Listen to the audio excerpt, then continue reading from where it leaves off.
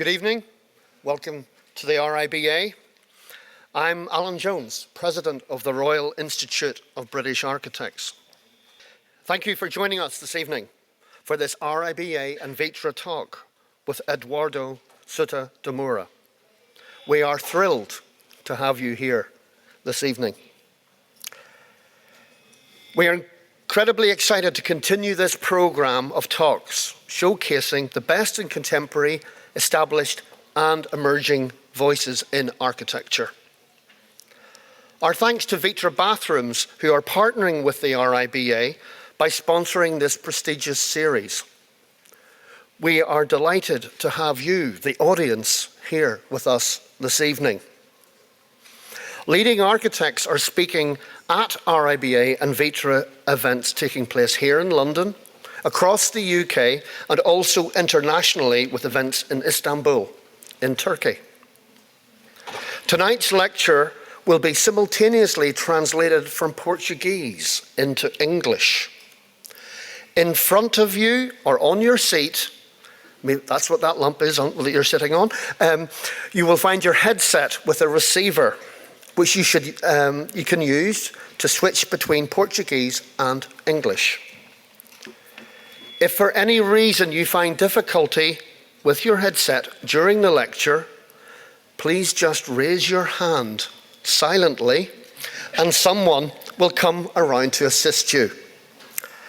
We ask you to leave your headset and receiver where you found it.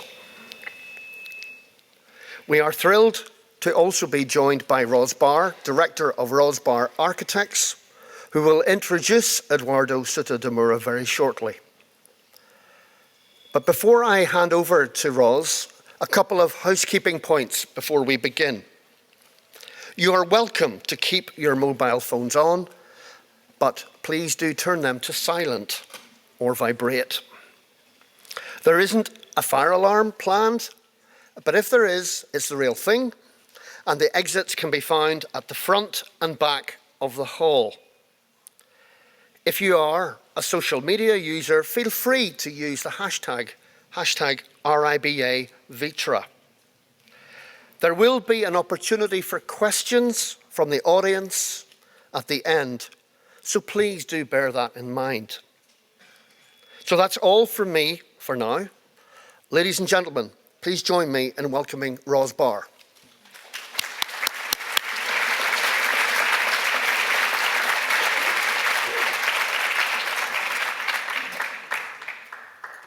Hi, thank you. I really can't put into words what an incredible honour it is to be standing here to introduce tonight's lecture. This architect is someone I truly, truly admire and have done throughout my architectural career. Eduardo Souta de Moura established his practice 40 years ago in Porto, and having initially studied sculpture, it was a meeting with Donald Judd in Zurich that he says encouraged him to switch from art to architecture. It's not true, he says. It's a great story, though. However, this switch Souta de Moura made would give architecture a true genius and someone who carefully constructs poetry. His career, very much grounded in Portugal, grew from an earlier collaboration with working with Álvaro Siza for 5 years, who he's telling me tonight is actually his father, before establishing himself as one of the great masters of the world. His projects range in scale, like many architects who start a practice with designing single houses for private commissions. Souta de Moura has surpassed this, producing a body of work that includes a stadium, office towers, sacred spaces, factories, transportation, and museums. And we'll see even bigger scales tonight. And there is nothing I can say that his office have not carefully crafted. There is only good architecture, he says, and that is what he gives. What is so memorable about all of his work is an honesty to form and material. They are always mindful of context, which is grounded in place, time, and function.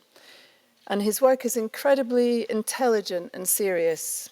They're beautifully considered where materials are selected and celebrated through their construction, such as the Bargo Tower in Porto, which is a phenomenal project, a 20-story tower block with a public square. There's an intimacy where one can sense the emotional response each project has with an honesty and scale and simplicity. They both offer boldness and subtlety, and this simplicity gives his work authority and sensitivity at the same time.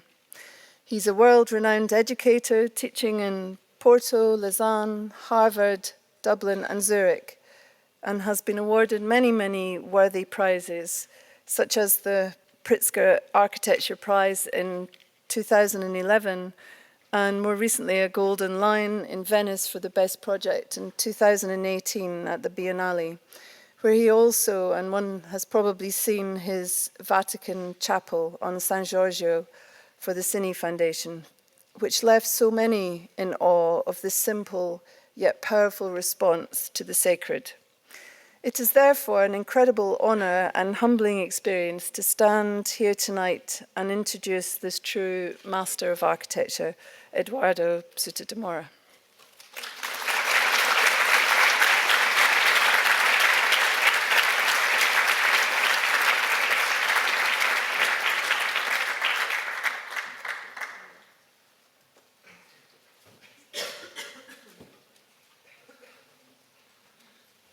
Excuse me, I go to talk in Portuguese because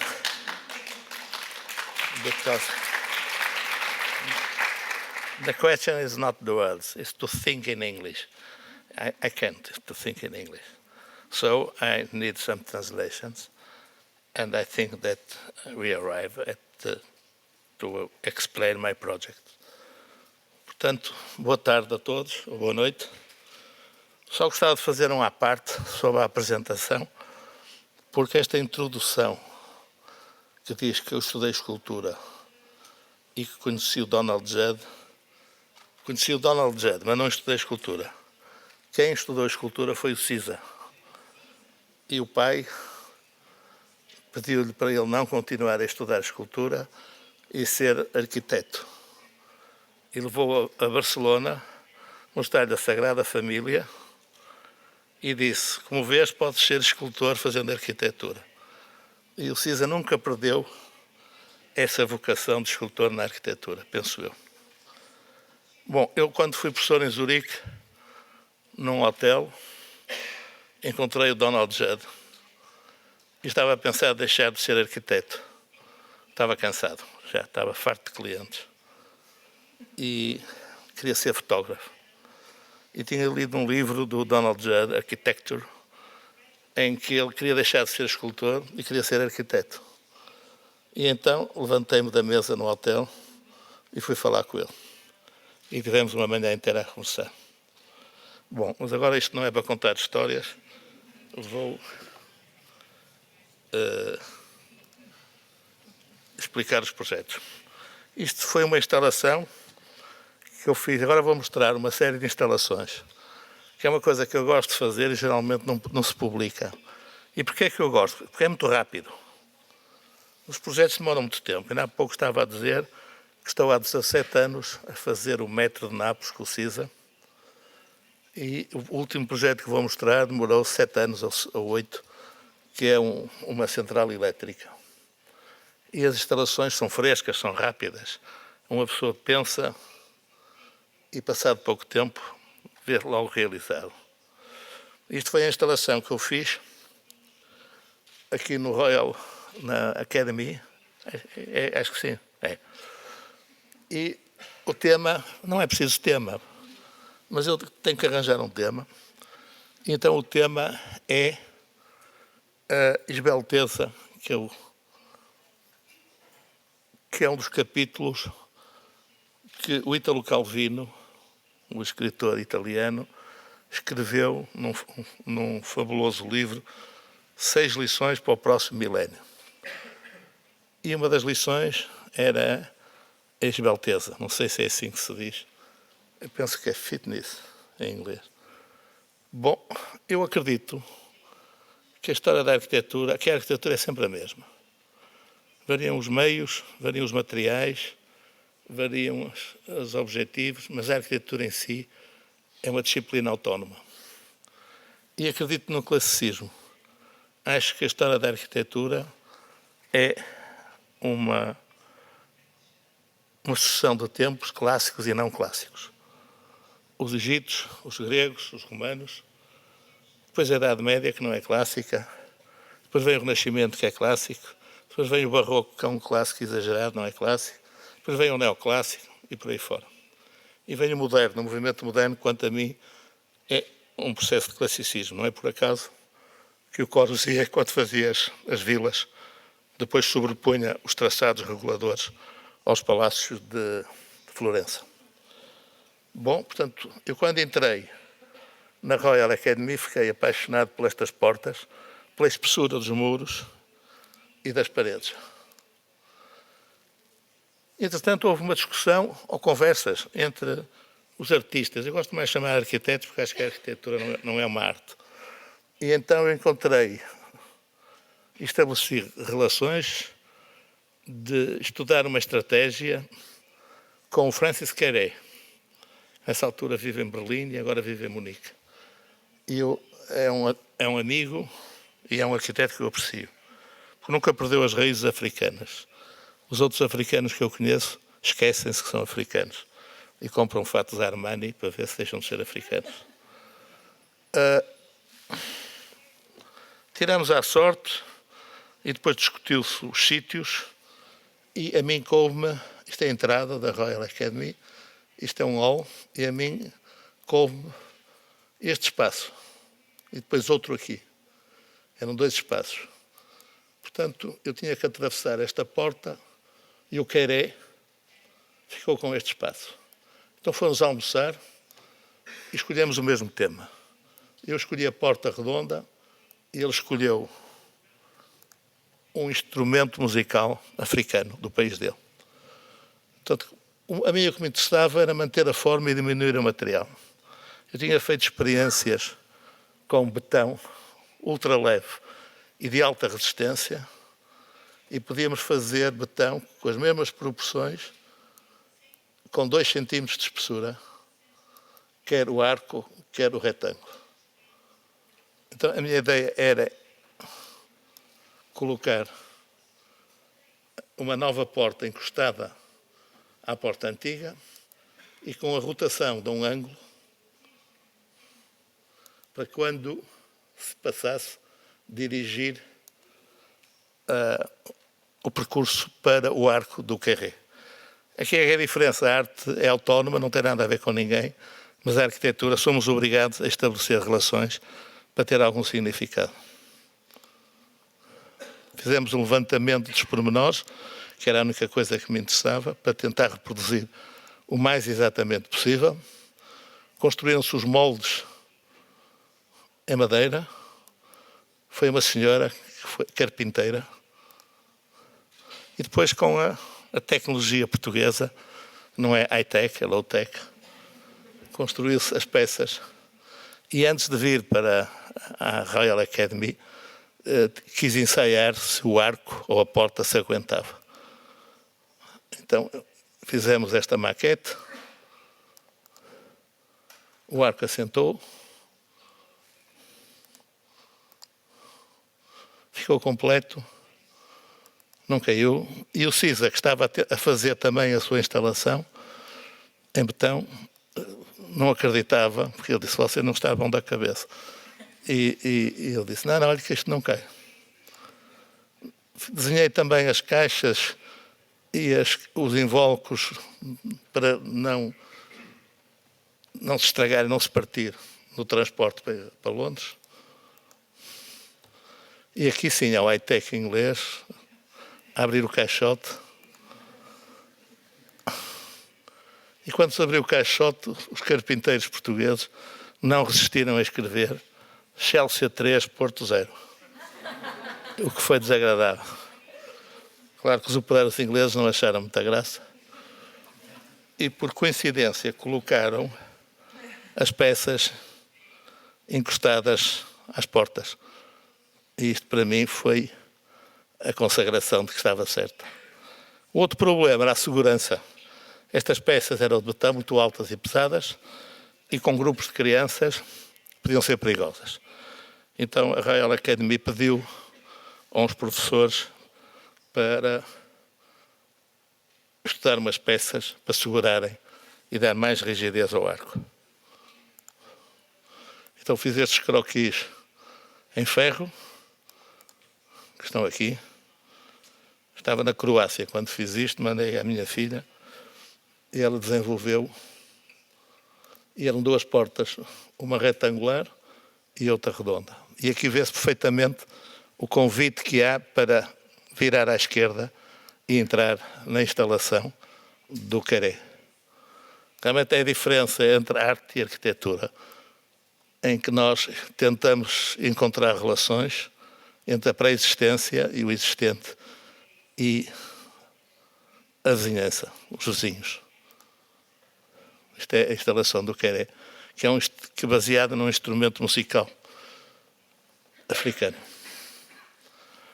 Bom, isto é uma aula que eu recebia sempre, ou recebi com o meu professor, o Távora, que foi professor do CISA, e que fazia uma primeira aula de introdução à arquitetura sobre a gravidade. E marcou-me sempre. E então eu alterei, porque na altura não havia, por exemplo, a pirâmide do Pei, e portanto ele começava com a pirâmide egípcia, maciça, só material.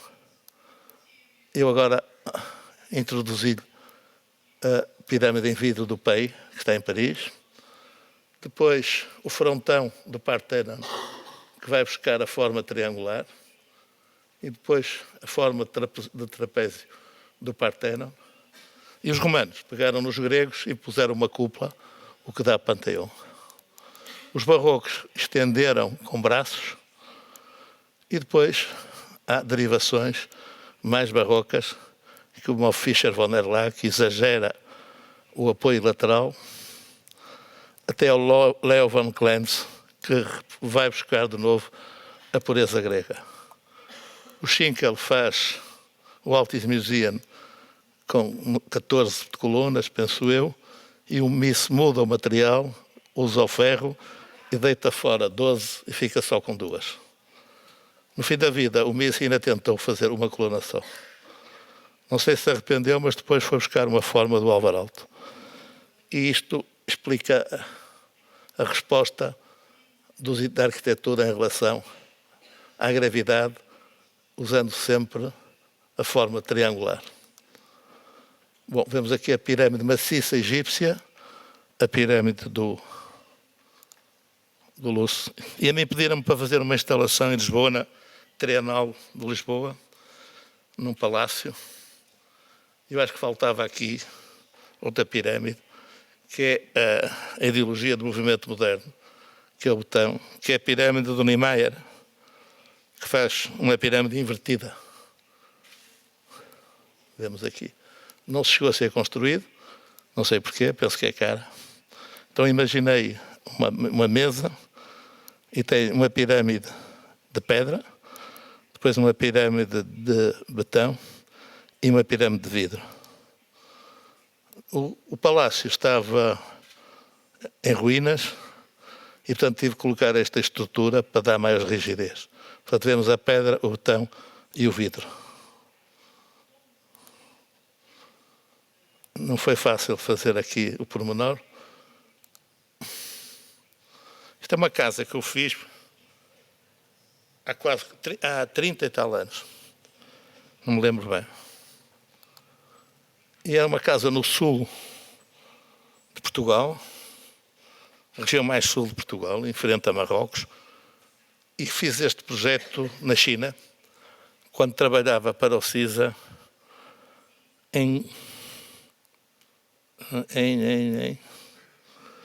não interessa, depois lembro.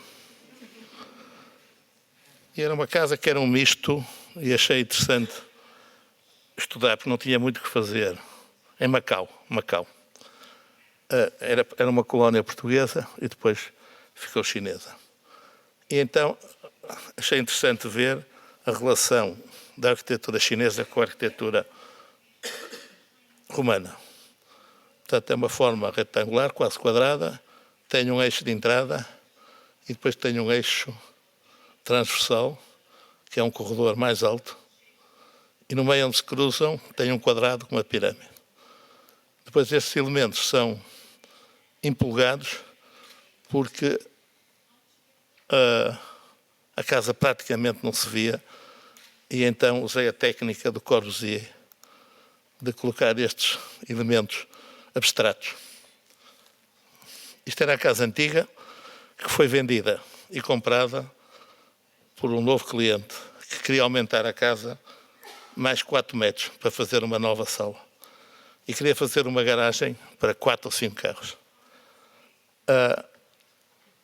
A Câmara não permitiu alterá-la, foi classificada património municipal e eu propus à Câmara aumentá-la, que era o que queria, só 4 metros, demolir estes elementos e recolocá-los em função da nova largura, aqui fazer uma plataforma para a garagem e daqui para cá construir uma garagem subterrânea. Portanto, isto é a nova casa, já com mais 4 metros, e a recolocação destes elementos. Aproveitei para também corrigir alguns detalhes que não ficaram bem feitos da primeira vez. Portanto, vemos aqui, é que os pintores ainda podem, à noite, corrigir. Os arquitetos fazem, e depois só se houver oportunidades destas, é que temos essa possibilidade. Isto era a casa como era, 4 quartos. Isto é a casa como ficou a nova plataforma e construiu aqui uma nova sala de jantar. E recoloquei os elementos, a esfera, a pirâmide. Vemos a casa antiga. Depois aumentei os quartos e construí toda esta parte lateral. A garagem, portanto, desce de elevador e temos uma garagem para 5 ou 6 carros. Aqui, portanto, a casa foi cortada aqui, construiu-se a garagem. Vemos a garagem, a plataforma, que não se vê. O carro desce e cortei a casa a meio.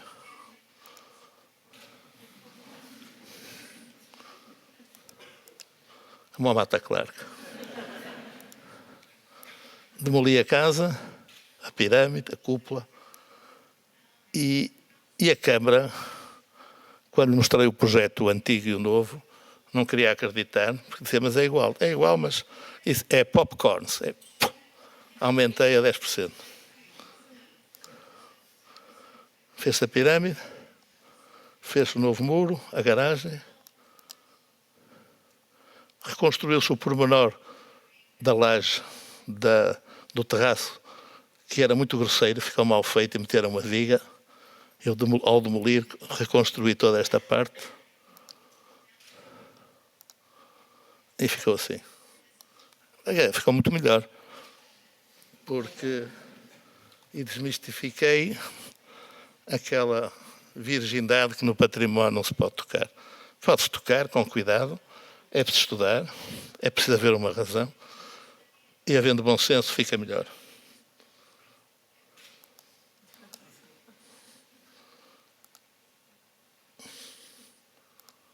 Ficou tudo igual. Aqui está a plataforma. Agora não sei se é de pintar de verde, se deixar de branco. Isto é um pormenor que vi na China. Não sei o que é, mas gostei tanto que resolvi copiar. Tenho um amigo que viveu aqui em Londres, o Wilfried Wang, agora está em Berlim. Uma vez viu esta casa e ele disse que é chinês. É um chinês muito europeu. E ele disse-me que os chineses usam erros para mostrar que estes objetos são construídos pelo homem e não por Deus. Não sei se é verdade. Mas como se costuma dizer, se não é vera, é bem trovado. Bom, redesenhei a sala, alguns móveis, um aparador, copiei o Leverance, mesas, sofás, a cúpula é nova. Este pilar é falso, só divide 2 espaços, um virado para fora, para o jardim, e outro virado para dentro. E este elemento faz fronteira. Os quartos aumentaram 1,5 m, penso. Meti ar-condicionado nos armários, que sai por cima. O corredor ficou na mesma. Os quartos de banho são novos, em mármore português. O pátio, toda esta parte é nova, da cozinha, porque aproveitei a maior largura da casa. A garagem subterrânea.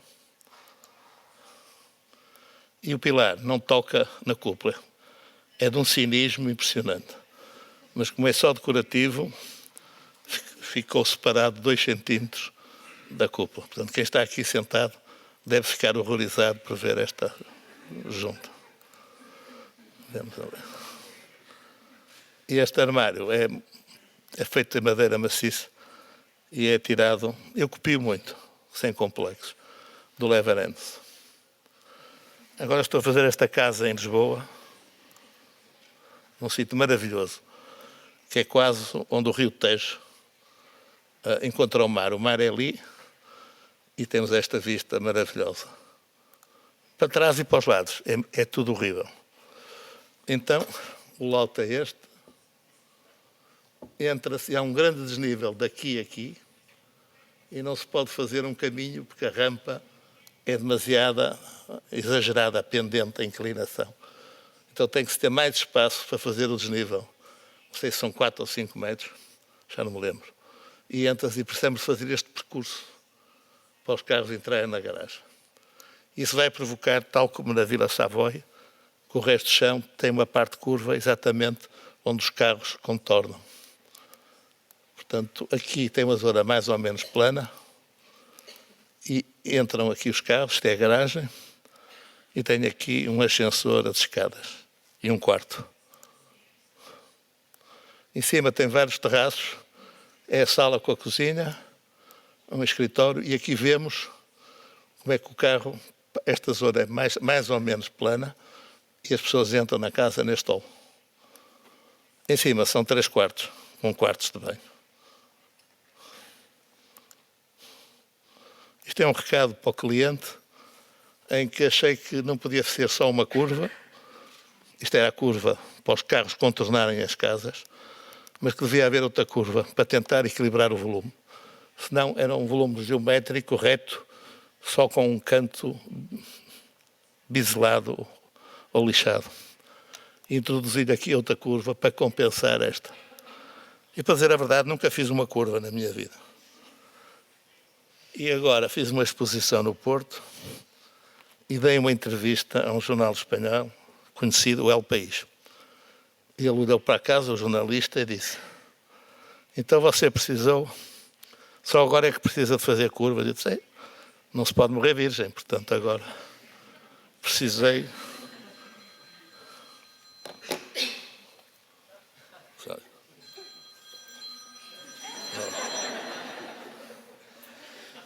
Não, nunca fiz. Portanto, as pessoas... Não sou moralista, mas tenho pensado, há 40 anos que sou arquiteto, porque é que nunca fiz um telhado. Já fiz um telhado, porque tinha que fazer, não é? Levantar-me de manhã e dizer, agora vou fazer um telhado.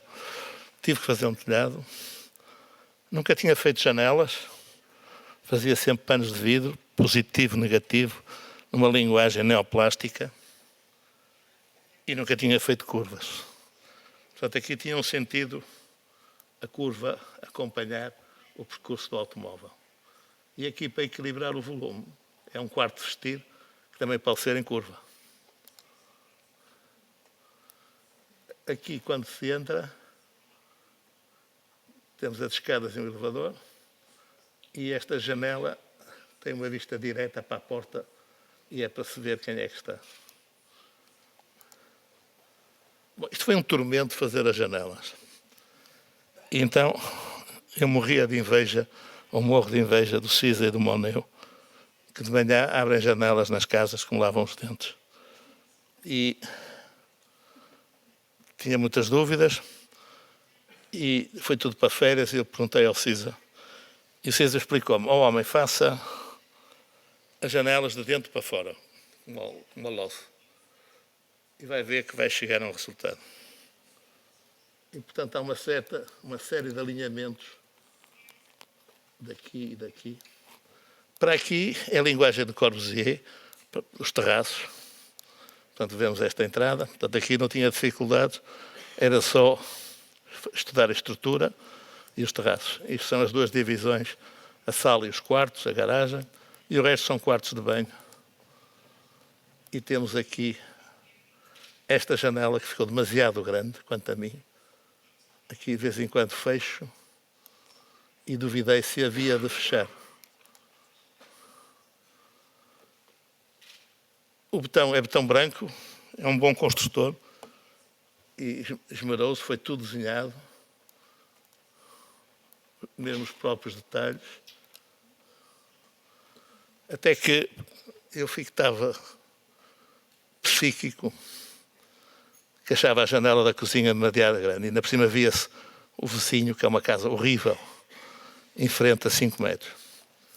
Então meti-lhe um painel de betão branco, uma ligeira sombra, para se perceber que houve um erro e que foi uma retificação. É como corrigir com outra linha. E vemos aqui as leis que o Lúcio faz muitas vezes, que parece simétrico, mas não é. Mas o outro problema, que também nunca tinha feito, é uma chaminé. Não sabia nem que havia de acabar. Funcionalmente só preciso de meio metro. Mas eu ficava ridículo ali, um volumezinho pequenino. Então deixei os ferros e depois com o guindaste ensaiei uma estrutura. Ou desta altura, ou desta, ou desta. E ficou desta. Mais elegante. Portanto, há uma espécie de...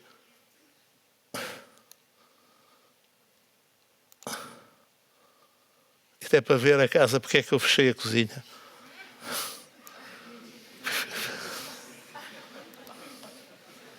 Isto é a vista da sala. Ter algum cuidado nos detalhes. Este construtor é bom. Isto parece fácil, mas tem que se fazer o tosco, a construção bruta, desencontrada, pelo menos 4 centímetros, que é para depois esta peça de betão poder levar o reboco com 2 centímetros neste sentido, para a direita, e esta, outros 2, para depois 2 para aqui e 2 para aqui, dar uma linha única. E é extremamente difícil. O mesmo nesta linha contínua. E aqui também. Depois em cima construí um terraço que estou a fazer agora, um solário, e conseguiu-se com estas peças de betão fazer praticamente tudo integrado. Portanto, esta ideia de usar curvas, depois toma-se-lhe o gosto. E pediram para fazer uma exposição, a mim e outros arquitetos, sobre peças para promover o mármore português. Peças em mármore para jardim. O Cisa fez uma chaise longue, que é bastante conhecida. Eu fiz esta conversadeira, que tem um nome em inglês lindíssimo, que há bocado me disseram, em que é uma curva e uma contracurva, com esta espessura. Portanto, este é o desenho que é feito a partir de maquetes, que vai para a máquina que corta o mármore. E, portanto, este é um teste artesanal, feito lá no escritório, só para ver as proporções. Depois fez-se uma mini cadeira, para estudar até que ponto era preciso retificar as curvas e as espessuras. Depois, finalmente, o mármore, este chama-se Rosa de Portugal, é um mármore que é a cor de rosa, e esta é a peça definitiva. E vemos aqui o operário heroicamente sentado.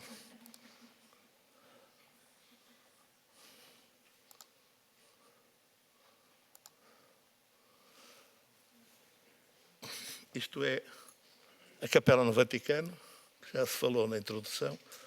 Isto é a Ilha San Giorgio, em que tem aqui uma igreja do Paládio. Não se sabe se o convento é do Paládio. E este jardim foi o que o Vaticano escolheu para se fazerem, já não sei, 12 ou 14 ou 13 capelas. E convidaram 13 arquitetos ou 14. E o comissário era o Francesco Dalcò, que é o diretor da Casa Bela, e que me convidou. Bom, eu não sabia o que é que havia de fazer, não tenho nenhuma prática religiosa, fui educado religiosamente pela minha família, que é católica, mas depois não continuei. Mas também não tenho nenhum sentimento contra a religião, é-me indiferente. O facto de existir Deus ou não existir não quer dizer que eu tenha de venerá-lo. Então pensei em fazer um recinto em betão. Depois o Dalcó convenceu-me, que disse, mas gostas de betão? Não, eu gosto mais de pedra. Então vamos fazer em pedra. Mas é que eu não quero fazer pedra assim, com 20 centímetros. Eu queria fazer pedra assim, com 60 centímetros. Isso não é tão fácil. Mas vamos ver se conseguimos.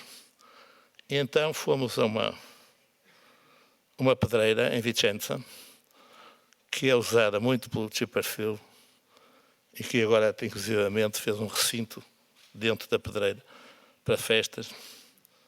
E quem também trabalha muito para o Fangueri. E eu fiz um recinto. Pronto.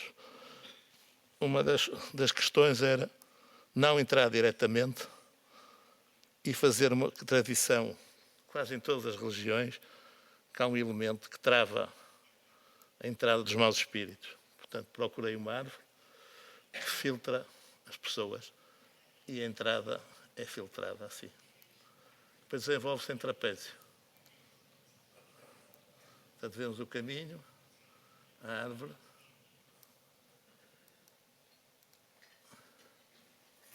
A questão depois era, por que não fazer uma cobertura? Mas eu só queria pedra, e conseguiu-se arranjar pedra com esta dimensão e com cabos tensionada como se fosse betão armado. Pré-esforço. Não sei como é que se traduz em inglês, mas vocês percebem. Outra questão foi as proporções. Portanto, todas as composições das capelas e das igrejas é tripartida. Portanto, usei essa também composição.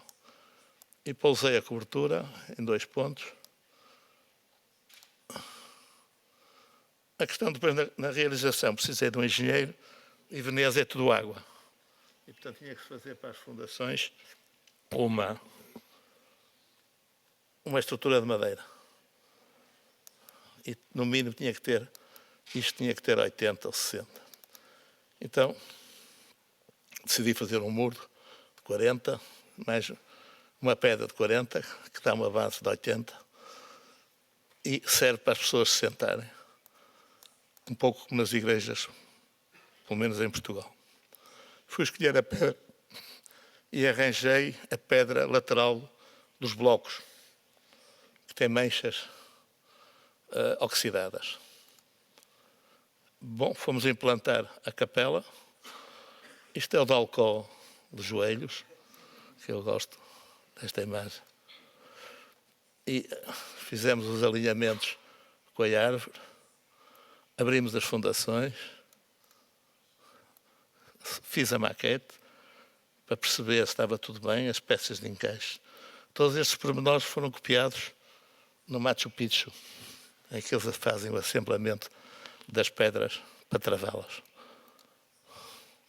As 2 pedras contraventadas ou tensionadas. Bem, isto foi um momento glorioso. As pedras chegavam de barco, como no Egito, que é uma coisa lindíssima. Começou-se a assentar e vemos as pedras que eu escolhi, sempre com medo de que fosse demasiado pictórico. E vemos a travação sempre das pedras. E os cantos simétricos, como o Miss Van der Rohe no Aluminum Center. Aliás, se virmos bem, Depois toda a gente me perguntava onde é que eu me inspirei, eu não sabia. Mas no fundo percebi que isto no fundo é a tipologia do pavilhão de Barcelona. Tenho entrada, um pátio e ao fundo, entre a luz, tenho aquela escultura daquela menina com a mão esticada. Portanto, isto não é assim muito antigo, é Miss Van der Rohe. Depois havia um remate aqui, que houve uma grande discussão. O balcão não gostava, porque dizia que impedia a entrada, mas eu gostava, e depois, então vou pô-lo aqui como abandonado, dá-lhe um ar de ruína. E lembrei-me de um texto do Monet sobre arquitetura, que é o discurso que ele faz para entrar na Academia de Belas Artes, em que ele fala da arquitetura sem justificação. Parte de trás. O Foster está aí escondido, não sei eu. Isto é maneira da água drenar. E isto é maravilhoso porque é como se fosse a pedra de fecho dos arcos. Faz-se um arco, depois fecha-se o arco com a última pedra. E isto é a prova concreta que os arquitetos italianos se desculpam dizendo que não há operários, que não há dinheiro e que não se pode fazer como antigamente. Portanto, eu estou preciso a fazer o método de Nápoles. É uma construção em pedra maravilhosa, em basalto, do Etna, que o Vesúvio já não tem basalto. E estes operários trabalham ao milímetro de um rigor doentio. Portanto, há os arquitetos que não se desculpam. Isto é o altar para os padres meterem os pés. Isto é o fotógrafo, que é meu amigo, que foi lá com a mulher, e a mulher tinha um casaco com um capuz, e tirou esta fotografia maravilhosa. Depois, antes de inaugurado, também me perguntavam a que religião pertencia. E eu então tinha tantas juntas, fiz só este traço e ficou logo cristão, porque é uma cruz. A partir daqui comecei a ter encomendas para fazer capelas e coisa. E pediram-me uma coisa muito pequena, que era... Eu estive a falar com a tradutora antes, que há uma palavra portuguesa que se chama alminhas, não sei como é que se diz. São umas pequenas capelas que evocam, por exemplo, um sítio onde alguém morreu num desastre de automóvel. Uma pequena capela onde se põe flores e uma imagem. Eu queria fazer uma capela subterrânea, mas em Itália, isto é uma região muito dura, Bolzano, perto da Áustria, não deixavam tocar na tipografia. Então não podia mudar a topografia e escavar. Então fiz isto em pedra, mas com pedra fora do terreno. Havia uma linha d'água que desapareceu, porque entretanto houve um ciclone. Bom, as fundações são em pedra, com estes cabos. Colocam-se as pedras laterais, a pedra de cima, os mesmos detalhes. Isto é o Michele De Lucchi, aquele designer que fez o candeeiro mais famoso do mundo, que agora não me lembro, que é aquele candeeiro em alumínio que toda a gente tem. Foi lá e realmente ele percebeu o homem do Vitrúvio, que é o círculo. E aqui esta bailarina achou graça, tiraram a fotografia que me mandou. Bom, mandaram-me também esta fotografia, que eu gosto muito, não é pela neve, é porque parece que esta construção está lá há muito tempo, portanto não choca nada e eu fico contente. Até se tirasse a construção, fazia falta, como que caísse um dente. Pai. Isto é, Portugal no verão tem tido incêndios horríveis, especialmente na parte do centro e no interior, onde são regiões quase abandonadas. E há 2 anos morreram 100 pessoas em incêndios, quase sempre de origem criminosa. E pediram para fazer um memorial deste desastre, eu tinha uma colaboradora em Lisboa que morreu com os filhos dentro de um carro neste incêndio, ao tentar fugir. Então aceitei com muito bom gosto. E esta é a estrada da morte, como se chama, onde o fogo ficou cruzado e morreram todas as pessoas que estavam aqui dentro dos carros. Por isso é que eu acho que se deve fazer barragens, porque Portugal não tem água, os rios vêm de Espanha, os espanhóis precisam de água, cortam-nos a água. Não digo que seja com má intenção, porque é certo é que o sul não tem água. O norte, que é onde eu moro, tem água e chove. O sul, as povoações estão a ser assistidas por caminhões cisternas com água. Portanto, houve uma quantidade, morreram 100 pessoas, e há uma quantidade de pessoas que ficaram queimadas. E pediram para escolher um sítio. Esta é a estrada. Eu escolhi esta curva. Tem outra estrada lá dentro. E tem uma linha de água que vem da montanha. Aqui. Há uma linha de água que vem por aqui. E tem aqui uma espécie de uma lagoa. Um fontanário. Aqui é o sítio onde eu escolhi para fazer um muro em betão negro, polido, para depois escrever os nomes das 100 pessoas mortas. Cá está um banco, a água e depois os nomes das pessoas. Aqui é uma lagoa artificial em que a água cai. Cá está. Em que vou fazer, por acaso anteontem, descobriu-se, eu estava cheio de medo de não poder fazer o projeto, mas descobriu-se que há muita água aqui em cima. Portanto, não é fácil levar a água para aqui. Já está. É evidente que estamos a estudar com os engenheiros a maneira de quebrar a energia, fazendo pequenas lagoas. Isso é uma coisa que eu vi também no Machu Picchu, que é genial, porque a arquitetura é completada pela natureza e a natureza é completada pela arquitetura.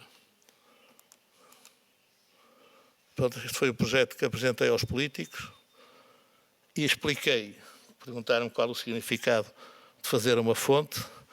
Eu disse, a água em todas as religiões é sinónimo de renascimento. Cristãos, muçulmanos, islão, e portanto é bem-vinda.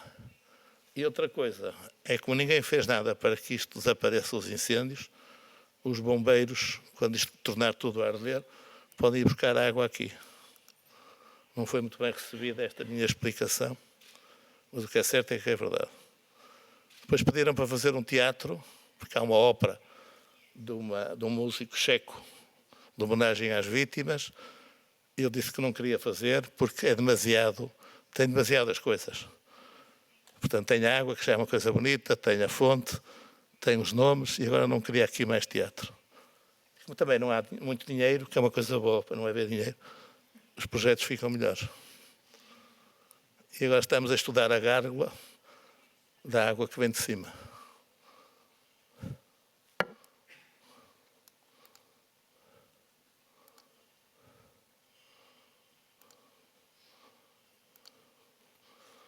Bom, este é o último projeto. É uma central elétrica no norte de Portugal, perto de Espanha.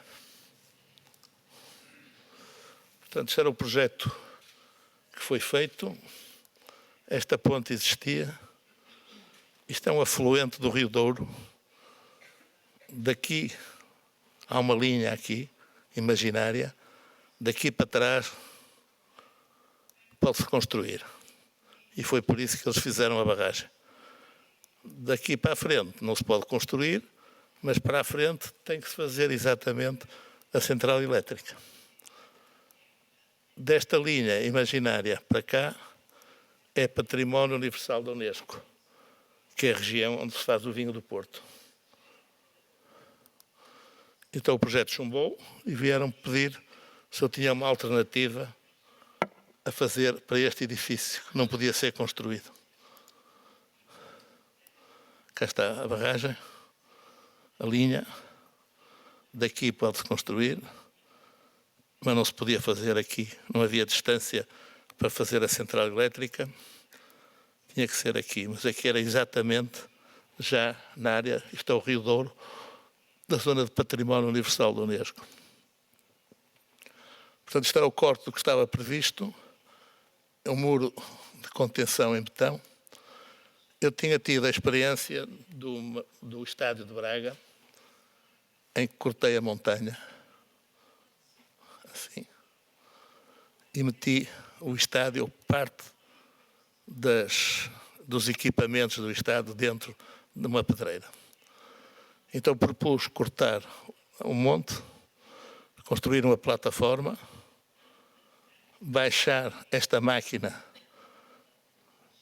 subterrânea, portanto tudo isto baixa, passou para aqui, e no fundo o projeto é uma plataforma com máquinas.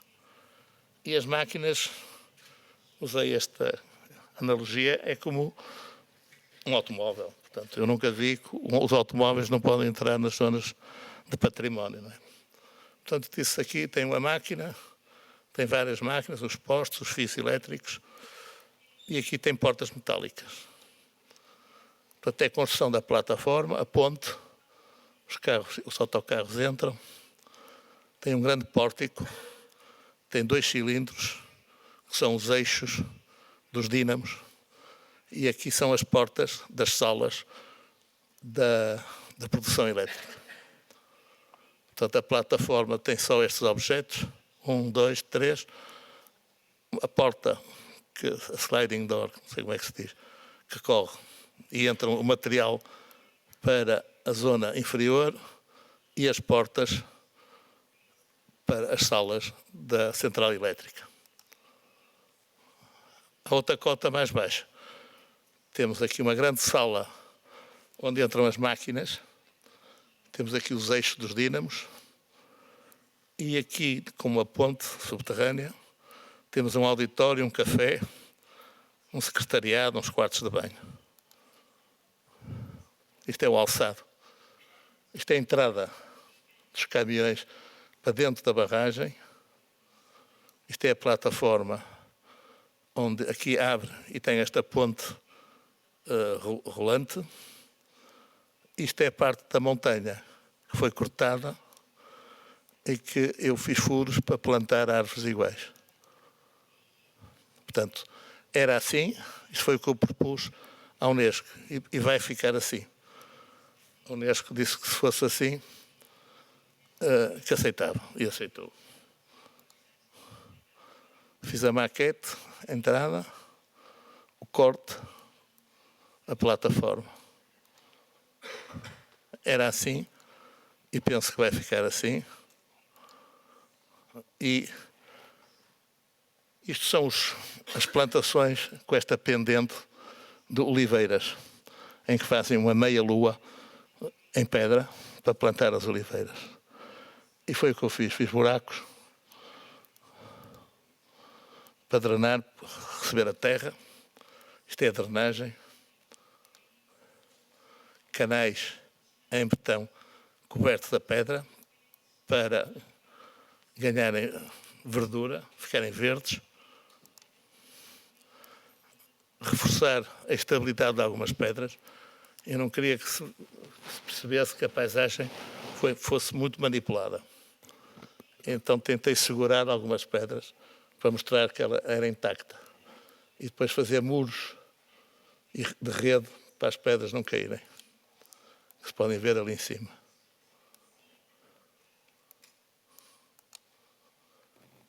E depois acompanhava a construção, porque eu penso que a engenharia e a arquitetura é tudo a mesma coisa. Interessava-me muito esta construção dos engenheiros sem narrativa. Os arquitetos gostam muito de contar histórias. E isto é a drenagem das galerias. Isto são os desenhos que eu fiz para as ventilações das galerias. Achei interessante a analogia do desenho das galerias com o desenho do interior do Estado de Braga. Isto, às vezes, pediam-me para... Havia um problema de geometria, de como é que havia de se cruzar duas galerias. E pediam-me para eu ir ver se tinha alguma sugestão. Ao princípio fui mal recebido, porque os arquitetos são mal recebidos nestas obras de engenharia, mas depois fui ganhando confiança e correu bem. Mas para ir lá abaixo não havia escadas, eu tinha que ir aqui. Depois o desenho das escadas, que é um problema. Não é o desenho em si, mas é o problema das tolerâncias. São alturas brutais, 100 metros, 70 metros, em que o betão não está completamente vertical. Mas temos que deixar folgas.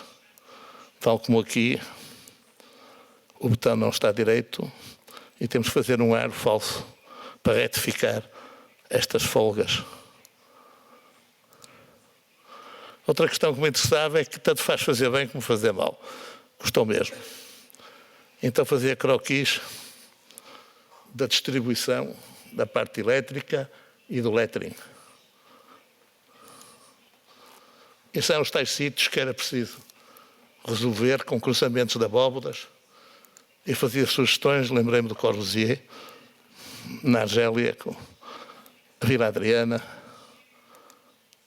Este é o desenho da grande sala, onde deixem as máquinas.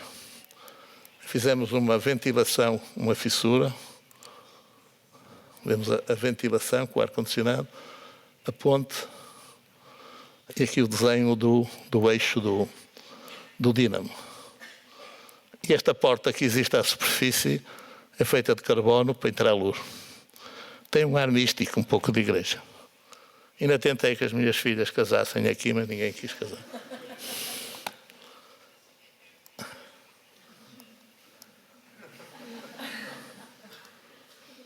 Depois redesenhei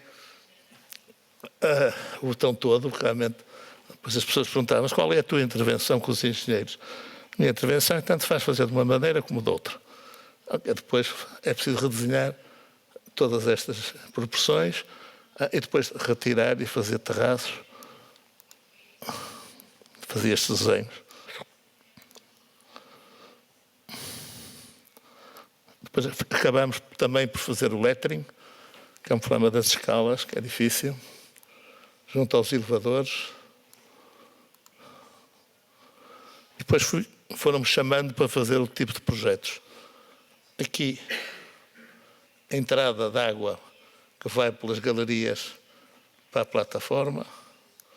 Aqui é um depósito de água. E aqui o posto de observação de catástrofe. Se a barragem rebentar, tem que haver um sistema de comunicação. Cria-se uma onda que vai percorrer quilómetros. E tem que estar uma cota que ela não é afetada. E tem que se transmitir um sistema de defesa nacional, avisar o que vai acontecer. Isto era o sítio da recolha das águas. Fiz uma plataforma também em betão, um pórtico e umas salas em betão, exatamente com a mesma teoria de um barco técnico. Aqui é o sítio que eu escolhi para fazer o posto de observação, uma pendente enorme, e copiei esta casa japonesa em madeira, que é uma coisa maravilhosa, basta só ver estes pilares. É como se fosse um animal a subir a parede, um gato, um leopardo. E tentei copiar em ferro, não foi muito fácil o cliente aceitar. Eu dizia, mas porquê é que não vem aqui para cima e faz uns pilares mais baixos? E disse, não, porque daqui vê-se o fundo da barragem. Não sei se é bem verdade. E no fundo o sistema é um quadrado com os pilares a meio. Isto ainda tem vegetação, este vem para aí até aqui, este vem até aqui. E a base foi uma casa do Mies van der Rohe, que é 15 by 15, que não foi construída. E penso que agora foi. Um milionário comprou os desenhos. Há uma história qualquer que me contaram. Eu não me importo. E, portanto, fica neste sítio e vê-se, caso a onda vai por aí fora, e só daqui é que se controla quer a base da barragem, quer o que vai acontecer a esta paisagem, que é a paisagem onde se faz o vinho do Porto. Portanto, o edifício é todo em ferro e tem os pilares a meio, libertando os cantos.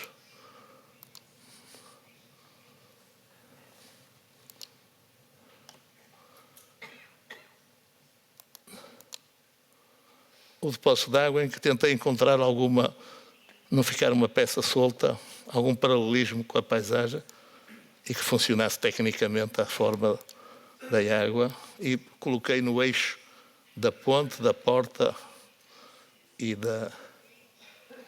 criando um sistema com relações. E agora estamos a tratar da plataforma. Depois do corte, já estão os buracos abertos, as portas para as salas. Aqui é um bunker onde está o auditório, o café e os cilindros. Está-se a começar a plantar um corredor que reúne todos estes equipamentos, tem uma janela única, com uma vista bonita, a plataforma, as portas e o tratamento dos pormenores, de como quando aparece rocha se retira e se continua a terra, ou se deixa ficar. Portanto, isto obriga a ir muitas vezes à obra. E agora está a acontecer uma coisa que é muito interessante. Eu acho que está na moda a desconstrução, e o Derrida, o filósofo. E agora estamos a desconstruir porque a paisagem foi muito alterada. Vemos aqui a monstruosidade, onde se fez aqui a aldeia dos operários, viviam aqui 2.000 operários, e agora é preciso rematar tudo isto. Mas é uma oportunidade porque não se pode copiar a natureza, mas também não se pode violentar. Então estamos a criar pequenos muros, criar pendentes falsas, porque estão por cima de salas, com poliestireno, que depois são cobertos por esta grelha, para não deixar a terra cair. E estamos a tentar e a rezar para que isto se aguente e não deslize. Isto é uma grande drenagem para a água não invadir. Alguns são ventilações, o bunker. E aqui há um problema.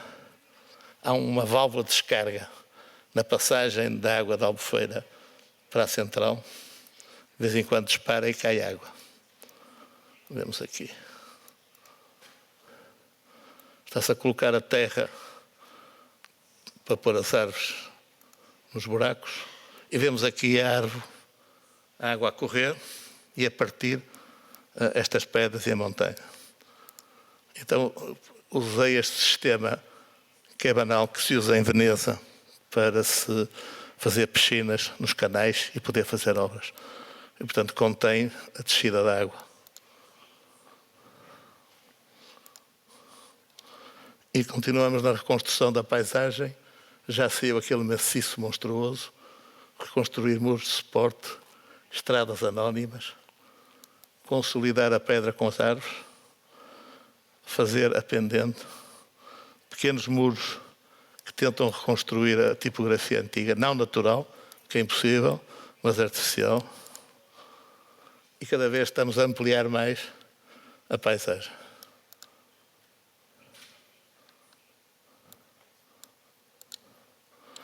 Isto é a última fotografia em que nos reunimos. Eu estou aqui, a pedido do escultor, que é este, que é o Rui Chaves. Cada barragem tem uma escultura. E fomos discutir o sítio da escultura. E como este projeto foi feito por nós todos, engenheiros, geólogos, topógrafos, eletricistas, ventilações, portanto era impossível fazer este projeto, paisagistas, botânicos, sem uma equipe. E sem especialistas, e sem um coordenador que tem que ser sempre um arquiteto. O arquiteto não sabe nada de nada, mas sabe um bocado de tudo. E é por isso que tem que coordenar as obras. Muito obrigado.